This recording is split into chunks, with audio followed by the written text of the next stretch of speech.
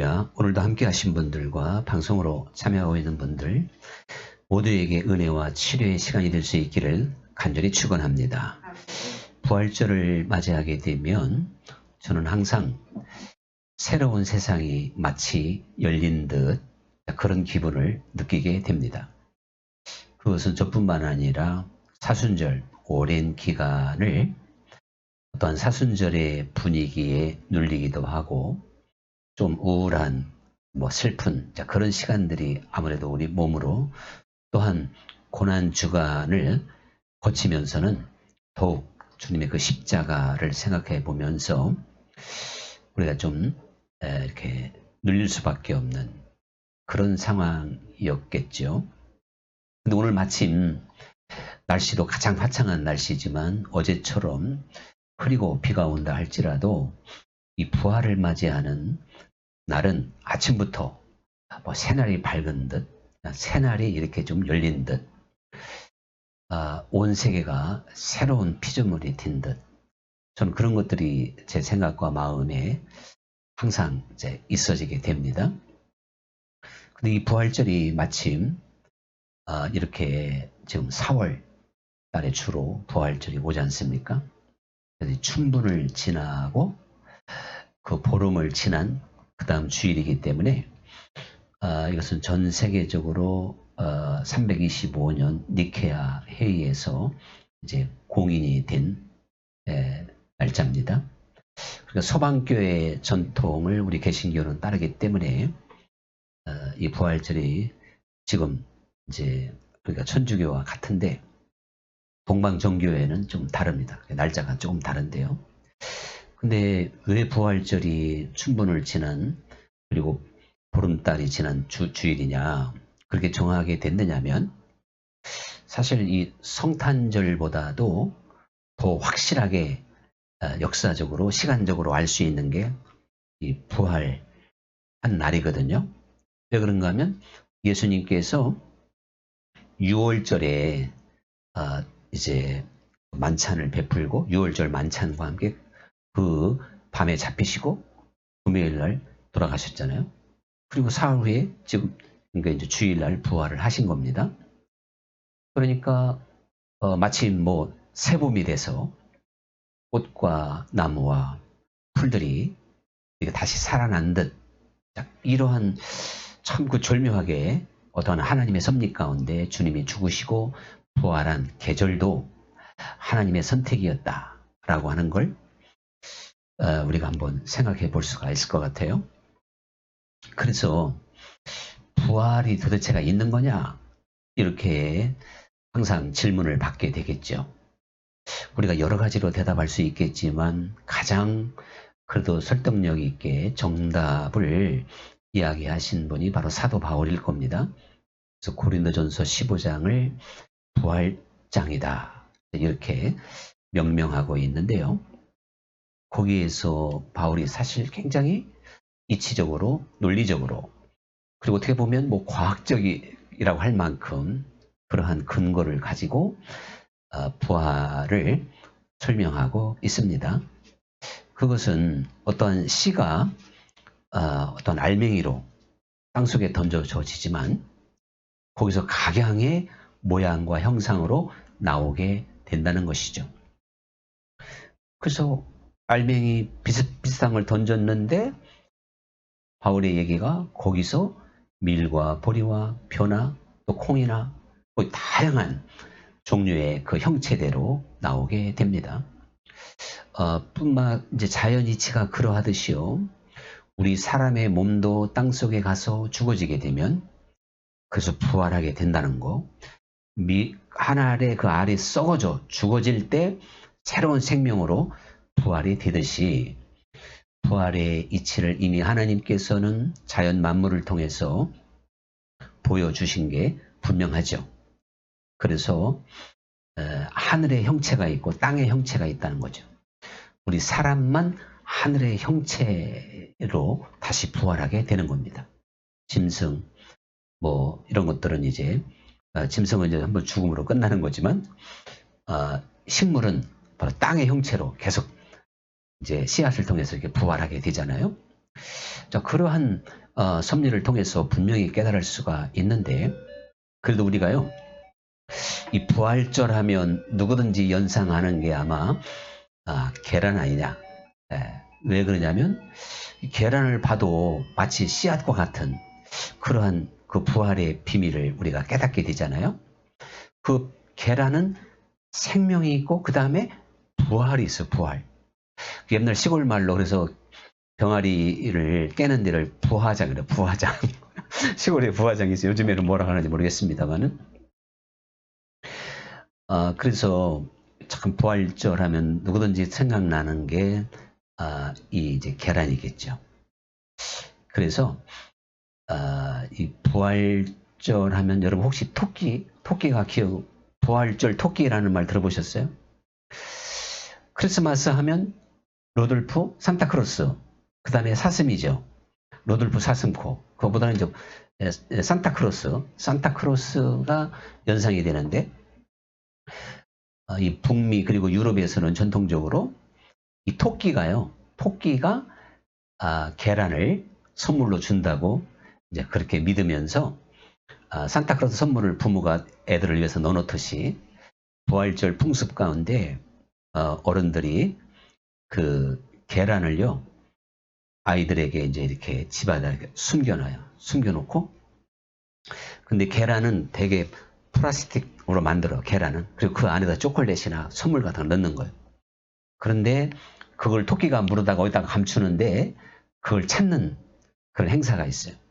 그래서 마음이 착한 애들한테는 좋은 선물 걸리고 마음이 나쁘면 나쁜 선물 걸리니까 평상에 착하게 살아야 된다. 이렇게 가르치면서 그것을 에그먼트라고 하는 이제 이름을 붙여서 이제 그렇게 마치 크리스마스 하면 산타크로스가 있듯이 유럽 쪽에서는 부활절도 그런 일들이 성행을 하고 있죠.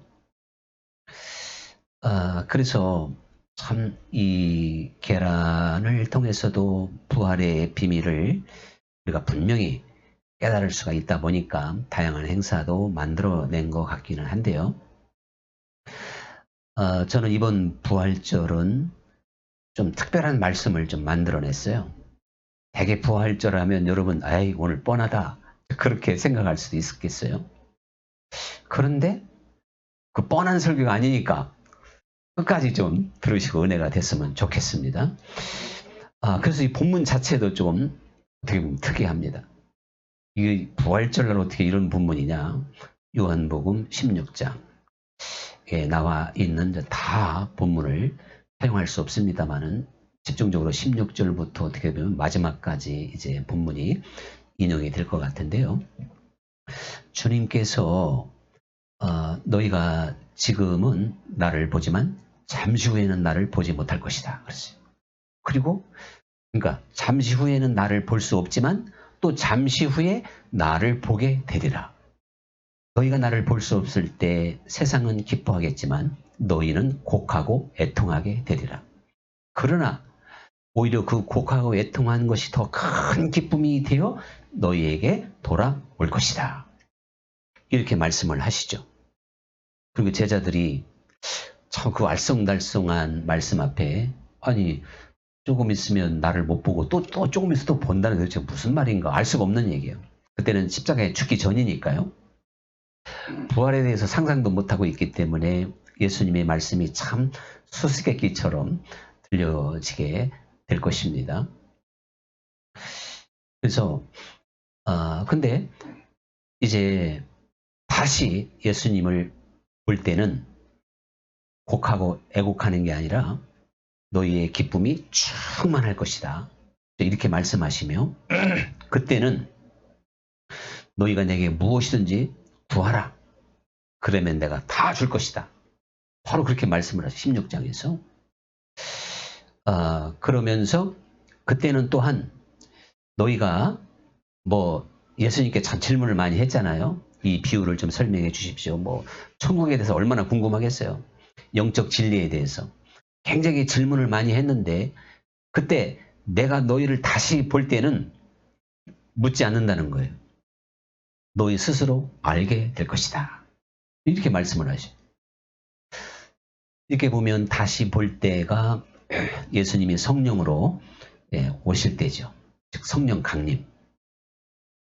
그때는 성령을 받고 이 제자들이 예수님께 직접 3년 동안 지도를 받을 때는요. 알지 못하고 궁금하고 자꾸 물었는데 성령 받은 다음부터는 성령이 스승이 되셔서 그들을 가르치고 알게 해준다고 오늘 본문에서 16장에서 말씀하고 있는 겁니다. 그러니까 예수님께서 그렇게 함으로 또한 기도의 응답이 있고요. 너희의 기쁨이 충만할 것이다. 이렇게 말씀을 하셔요. 그런데 이 예수님의 예언의 말씀이 그 제자들에게는 정확하게 이루어졌잖아요. 맞죠? 그 다음에 오순절 정말 성령으로 오신 예수님입니다. 그래서 그 성령을 받고 그래서 주님을 다시 만난 그 제자들에게는 능력도 있었고 과연 예수님이 예언한 그대로입니다. 그럼 오늘 우리가 한번 생각해 볼 거는요. 이게 지금 제자들 선에서 끝나면 될까요? 이 예언의 말씀은 조금 있으면 너희가 나를 볼 수 없지만 그 후에 다시 보게 될 것이다. 그때는 기쁨이 충만할 것이다. 여기에서요. 조금 있다가 보지 못한다고 하는 건 우리하고는 상관없어요. 그 제자들과의 시간적으로 보면. 근데 우리 주님께서 불러내신 모든 하나님의 자녀들은요. 주님을 볼 수가 있어야 돼요. 그래서 다시 나를 볼 것이다 그러죠. 볼 것이다. 제자들에게 실제적으로 그게 이루어졌듯이 오늘 우리에게도 그것이 이루어져 가지고요. 우리의 기쁨이 충만하게 될 것이고 능력이 있을 것이고 또한 우리가 구하면 응답을 주시는 그러한 주님으로 우리를 만나 주시는 겁니다. 그래서 이 포도나무의 비유를 봐도 분명히 주님의 이 말씀은 설명되고 있는 거예요. 이 예수님께서 바로 줄기가 되고 너희는 가지가 되는데 너희가 내 안에 거하기만 하면 저절로 많은 열매를 맺는 것이다. 이렇게 말씀을 하셨지 않습니까? 그러니까 주님께서 다시 우리를 이제 성도들은 만나주시는 분이잖아요. 오늘 예수님 믿는다는 게 뭐예요? 예수님을 만나는 거죠? 조금 후에 너희가 다시 나를 만나게 될 것이다. 그때는 육신으로 함께 있을 때였지만 죽으시고 부활하시고 승천하시고 오순절 강림과 함께 조금 후에 다시 만나 주셨어요. 우리는 조금 기다릴 것도 없이 언제나 주님이 우리를 만날 수 있는 시간이 된 겁니다. 주님과 함께. 그런데 왜 우리가 이런 어떠한 만남의 감격, 정말 이 제자들이 가졌던 그 기쁨, 주님의 그런 예언의 성취, 이런 것들이 우리에게 없이 우리는 마치 예수님이 십자가에 죽으실 때 두려워서 다 도망갔던 제자들처럼 그 예수님을 스승으로 모시고 있으면서도 시기 질투하고 서로 분쟁하고 자리 다툼했던 그 육적인 제자들처럼 참 이렇게 영적이지도 못하고 온전하지도 못하고 주님 보시기에 아름다운 열매도 없는 듯 이렇게 신앙생활을 할까? 그것에 대한 물음, 도전 이런 것들이 이 부활절과 함께 한 주간 제가 묵상하면서 사실 오게 됐습니다. 이것은요. 사실 우리가요. 주님 말씀에 그 답이 있는데 언제나 강조하지만 분명히 우리는요. 마음과 뜻과 힘과 성품과 목숨을 다하여 주님을 사랑해야 돼요. 여기에서부터 모든 것이 풀어지게 돼 있어요. 그래서 제가 지난 주간에 나름대로 큰 은혜를 받았어요. 뭔가 마음에 좀 걸린 듯 좀 답답한 그러한 부분이 있었다면 그 원인이 뭘까? 기도하면서 그 깨달음을 주시더라고요. 이거 정말 내가 주님을 진정으로 사랑한 게 아니구나. 목숨을 다하여 사랑한 것이 아니구나. 물론 우리 고백은 그랬고 어떤 때는 감정이 또 뭐 은혜가 충만할 때는 또 그렇게 된 것처럼 그런 시간들도 많이 있었지만 그 중심으로 주님을 사랑하지 못하였기 때문에 이게 다 발생하는 문제구나. 그러한 깨달음을 제가 확실하게 갖게 됐습니다. 사실 우리는요, 많은 말씀을 지켜야 되고, 그래서 계명, 뭐 순종, 이 모든 것들 아버지가 온전한 것처럼 너희도 온전하라. 보면 우리가 참 대단히 부담스러운 그러한 세계를 설명한 건 맞아요. 그런데 이것이 사실은 간단하다니까요. 주 예수님을 진정으로 사랑하면 이 모든 장애물이 다 고친다는 걸 알게 됩니다. 그래서 주님 한 분으로 뭐 만족한다는 바로 그런 거예요.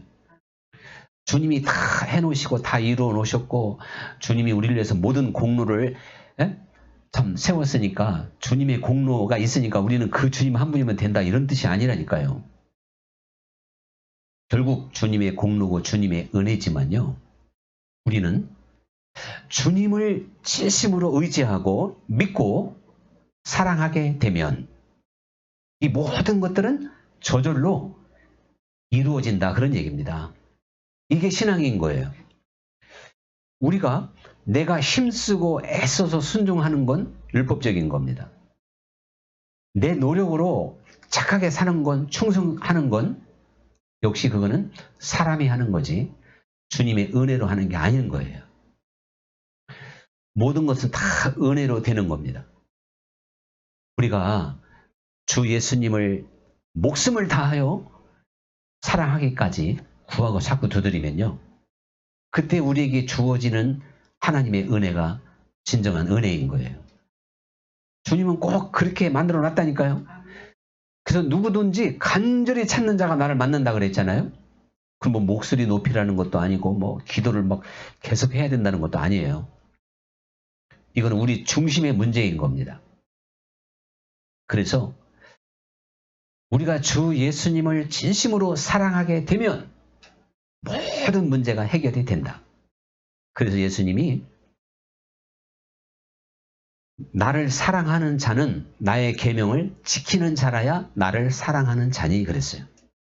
아니 사실 인간의 힘으로 능으로 계명을 지키려면 그거 얼마나 어려워요.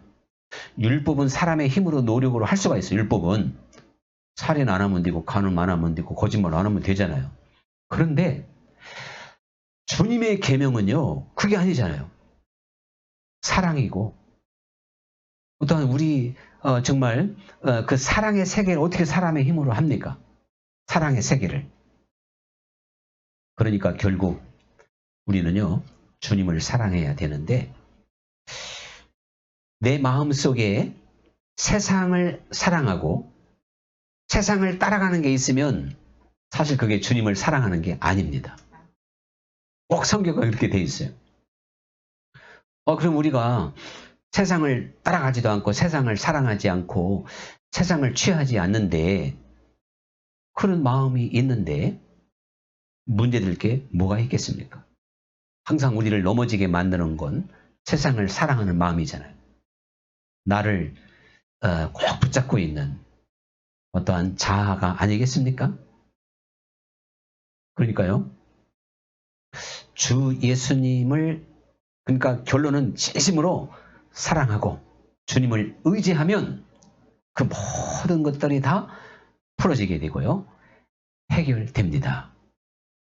우리들이 아직도 내 마음에 뭐가 눌린 게 있고 맺힌 게 있고 답답한 게 있고 기쁨이 없고 평안이 없으면요. 주님을 사랑하는 눈이 아직 안 열렸다는 거죠. 모든 문제 해결이 주 예수님께 달려 있어요. 주 예수님을 온전히 바라보고 그분을 의지할 때 우리가 할 수 없는 모든 것들을 할 수 있는 힘이 오고 은혜가 주어지게 되는 거죠. 그래서 사실 우리들이요. 그러면 도대체가 주님을 사랑하는 길이 뭘까? 어떻게 해야 주님을 사랑하냐? 이것도 사실은 좀 과정이 있더라고요. 과정이. 하나님의 나라는요, 구하지 않았는데 주는 나라가 아니에요.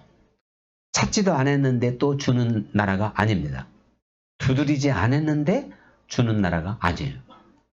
이 이야기가 바로 무슨 이야기냐면, 우리들이 하나님께 순종하고 하나님 뜻대로 살아가는데 단계가 있다는 거예요. 단계. 이게 그냥 저절로 그렇게 살아갈 수 있으면 얼마나 좋겠습니까? 근데 꼭 하나님의 나라는요, 그렇게 살아갈 수 있도록 마음의 소원을 두고, 그래서 그것을 간절히 구하고 찾고 두드리는 이에게 마침내 그 은혜를 주어서 우리로 하여금 주님의 뜻대로 살아갈 수 있는 사람으로 만드는 거거든요. 그래서 제가 좀 오늘 은혜를 나누고 싶은 건요, 정말 주님을 사랑하게 되면 이 세상에서 절제력이 참 뛰어나겠구나. 제가 그런 생각을 한번 해봐요. 절제하니까 이 성령의 9가지 열매도 절제가 있잖아요. 얼마나 귀한지 몰라요. 만약에 우리가 성령 안에서 절제하지 못한다면요, 뭐 먹는 것부터 어떠한 습관과 버릇, 이거 다 결박하지 못하는 거예요. 근데 성령은 절제의 영이기 때문에 내가 지금까지 멈출 수 없었고 처리하지 못했던 거, 이 모든 것들을 다 끊게 하시고 묶을 수 있고 처리할 수 있도록 해 주실 줄 믿습니다. 혈기 등등한 사람이라면 혈기로부터 절제해서 온유한 사람이 돼요. 방탕한 사람이라면 성실한 사람으로 가는 거예요. 세상을 사랑하는 사람이라면 주님께 마음을 줄 수 있는 그러한 마음을 갖게 되는 거예요. 그래서 우리가 하나님 앞에 시간을요, 아주 그 절제 있게 쓰지 못한다면 사실은 신앙이 무너진 거예요. 뭐 우리의 어떠한 직업이나 이걸 따라서 규칙적일 수도 있고 아닐 수도 있겠지만, 우리가 그리스도 안에서 깨어서 주님과 동행하는 삶이 되면 거의 백발백중 시간이 규칙적일 겁니다. 일단 잠자는 시간이, 그리고 일어나는 시간, 요거만큼은 정확하게 할 수가 있겠죠.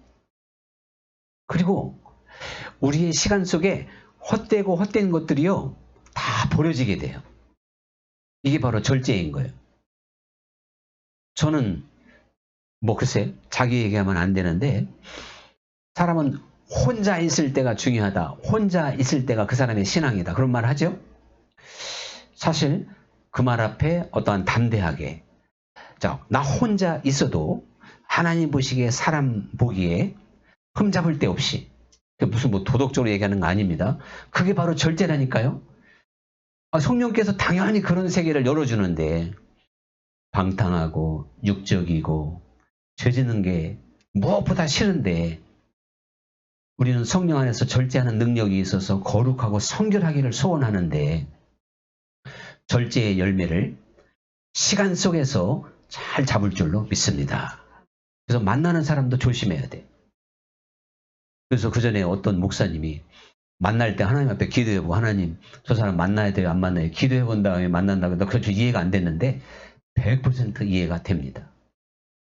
사실 저도 이제 누가 만나자 그러면 기도해보고 이제 하나님께 응답받고 만나야겠구나. 그렇게 지금은 제가 안 바쁘니까 웬만하면 만나주지만 잠시 후에 바쁠 줄 믿습니다. 네. 그렇게 되면 기도해보고 만나야겠죠. 기도해보고. 자, 그런 경우도 좀 있고요. 우리들이 하나님께 계속 하나님을 뜨겁게 사랑하려 그러면요, 절제가 따르지 않으면 이게 밑빠진 독인 거예요. 그래서 아무리 큰 은혜를 받아도 이 절제력이 없으면 금방 쏟아져 버린 거예요. 그런데 지금 부족해도 하나하나 절제하게 되면 그게 감동이 되고 그게 쌓여지는 거예요. 마치 저금통에다가 10원짜리, 1원짜리 넣어도 꽉 차듯이 이게 바로 하나님의 섭리입니다. 우리들은 지금 내가 무심히 실수하는 거, 죄 짓는 거, 좀 양심에 꺼리는 거, 이거를 가볍게 여겨서는 안 돼요. 그때 절제하지 못하면 거기서 마이너스가 되는 거예요. 떨어지는 거예요. 그때 절제하면 쌓여지는 겁니다. 그래서 죽도록 충성하라. 그래서 충성하라 그러니까 뭐 머리 두르고 또 뭐 완장차고 뭐 전도 이러는 게 아닌 거예요. 하나님은요, 우리의 중심을 보기 때문에 우리의 하루 24시간을 충성되게 하나님 앞에 채우는 사람이 누구냐? 바로 밤에 보던 안 보던 그 어떠한 것에 작은 선행 한번 해보시라니까. 산에 가서 불필요한 게 있는데 그거 좀 이렇게 치웠다든가, 하다못해 쓰레기를 치웠다든가, 길 가다가 어떤 사람 보면 계속 꽁초를 줍는 사람이 있는데 그건 너무 지나치고, 뭔가 작은 일 하나라도 이건 율법적인 게 아닌 거예요. 선행은 우리에게 힘을 줘요. 더 뭔가 은혜를 증가시켜요, 선행은. 그런데 죄를 지면 그 순간에 팍 쏟아져요. 그래서 아무리 은혜를 받았어도 조그마한 죄를 지면 벌써 독이 깨진 거예요. 이게 확 새가 버리더라고요. 이게 정말 놀라운 영적 세계입니다. 그래서 하루아침에 그냥 큰 불이 나서 집을 다 태우는 그런 경험도 많이 해요. 영적 세계는 그래요. 그래도 또 잘하면 하나님이 금방 또 집을 세워주시더라고. 자, 그러니까요, 넘어졌다고 실망하고 낙심할 것도 아니고, 우리들이 큰 것에 넘어지는 게 아니라 항상 작은 것에 넘어진다. 언제 한번 절제해 보세요. 내가 하고 싶은 걸 한번 딱 멈췄다. 멈추고 나면 그게 힘이 되고 용기가 되는데, 그때 말하고 나면 얼마나 허탈해요. 또 후회한다니까, 아유, 괜히 내가 쓸데없는 참견이나 뭐 말이나 아니면 실수를 했네. 이렇게 이것이 계속 반복이 됩니다. 우리 주님은 우리의 중심을 보셔요. 내가 아무리 절제하고 충성하고 되는 거 아니지만 우리 주님은 하고자 하는 자를 도와주실 줄 믿습니다. 어느 정도 시험해본 거야. 시험해봐. 그래서 너 이제 됐다. 주님이 정말 능력을 줘도 되겠다. 그랬을 때 성령께서 우리를 완전히 사로잡아 주시죠. 그렇게 되면 그동안은 내 힘으로 내가 애써서 뭐 좀 어떻게 보면 율법적으로 해도 좋고, 그렇게 했다 하더라도 주님의 은혜가 우리를 정말 감당할 수 있도록, 이룰 수 있도록 이렇게 이제 해주시는 겁니다. 우리가요, 하나님이 참 그 중심을 보신다 그랬는데, 사울과 다윗을 한번 생각해 보시라고요. 우리가 볼 때 사울이 뭐 그렇게 큰 죄를 졌냐, 이런 생각을 가졌는지 모르겠지만, 이 사울은 중심이 잘못된 거예요. 그래서 하나님 앞에 절제력과 충성심이 없어요. 그래서 자기 체면을 먼저 생각해요. 자기 영광을 구해요. 하나님의 말씀을 어겨버려요. 아각 임금부터 시작해서 모든 아말렉을 다 죽여라 그랬는데 임금도 살려주고 살찐 짐승을 살려주잖아요. 그것 때문에 사울이 패해지게 됩니다. 근데 다윗을 보면요, 다윗은 중심이 잘 됐어요. 죄로 말하면 다윗이 더 큰 죄를 진 거예요, 사실은. 이 사울보다. 그러나 이게 중심의 문제라니까요. 다윗이 지은 죄는 인간의 연약함이지만 사울이 지은 죄는 하나님 앞에 반역과 중심 자체가 잘못된 거예요. 다윗은 인간의 연약함 속에서 나온 죄라면 사울은 신앙 자체가, 중심 자체가 잘못된 거라니까요. 다윗이 얼마나 중심이 하나님 중심이냐면요, 다윗의 철천지 원수가 누구예요? 사울이잖아요. 근데 사울을 죽이기만 하면 자기가 왕이 되는 거예요. 그럼 누구 말대로 참 웃긴 말로 고생 끝 행복 시작인데 말이죠. 죽일 수 있는 상황으로 두 번씩 일어났는데도 다윗이 살려줍니다. 아니, 자기 앞에서 뒤에 숨은지도 모르고 용변을 보잖아요. 그러면 뭐 그냥 무방비 상태, 호위병도 없어요. 혼자 들어왔어요. 동굴에 들어왔으니까. 그런데도 다윗은 하나님께 기름 부은 자를 내가 해칠 수 없다. 이건 뭐 오늘날로 무슨 흔한 말로 뭐 주의 종의 목회자 이런 게 아니고, 하나님의 시각으로, 하나님 안에서 하나님이 택한 자, 하나님이 부른 자. 오늘 우리도요, 우리의 중심이 정말 잘 됐다면 사람을 귀하게 봐야 될 줄 믿습니다.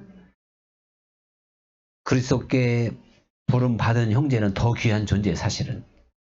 그러나 저 세상 사람들도 다윗과 같은 시각으로 봐야 돼요. 다 하나님의 사람들이죠. 하나님이 이 땅에 보낸 사람들. 내가 아무리 다윗은 원수 갖고 싶고 거기서 죽일 수 있었지만 절제했어요. 그리고 하나님 앞에 충성심을 보인 거예요. 하나님께 맡기고. 여러분, 우리의 생활 속에 작은 것에서 충성할 수 있기를 간절히 축원합니다. 시간 앞에 충성해야 돼요. 잘못되고 세월을 허비하지 말고 충성스럽게. 그리고 그러다 보면 결국은 내 기도하는 시간이 가장 즐겁다. 이렇게 고백할 수가 있어요. 그래서 처음에는 하나님 앞에 좀 시간 들여 기도한다든가 말씀 본다든가 묵상하는 게 힘들지 모르지만 여기에 우리의 또한 충성이 있어야 돼요. 이 충성을 드리지 못하면 어떠한 세계도 열리지 않습니다. 기도 위에는 이런 유가 나갈 수 없느니라. 자꾸 반복되는데요. 우리가 처음에는 기도줄이 안 잡히는 것 같아도요. 기도라고 하는 거 어렵게 생각하면 안 돼요. 그냥 말없이 가만히 눈 감고 있으면 이게 세상 끄는 거예요. 그때 주님을 바라보는 거예요. 한마디 안 해도 좋아요. 사람들은 기도가 어렵다 그러니까 자꾸 뭔가 막 말을 해야 되니까 어려운 거예요. 하나님은 그걸 원하지 않습니다. 주님 앞에 가만히 나오기를 원하실 줄 믿습니다. 그럼 그때요, 다 우리 생각과 마음을 열으면서 인도해 주십니다. 자, 오늘의 찬양 드리도록 합시다.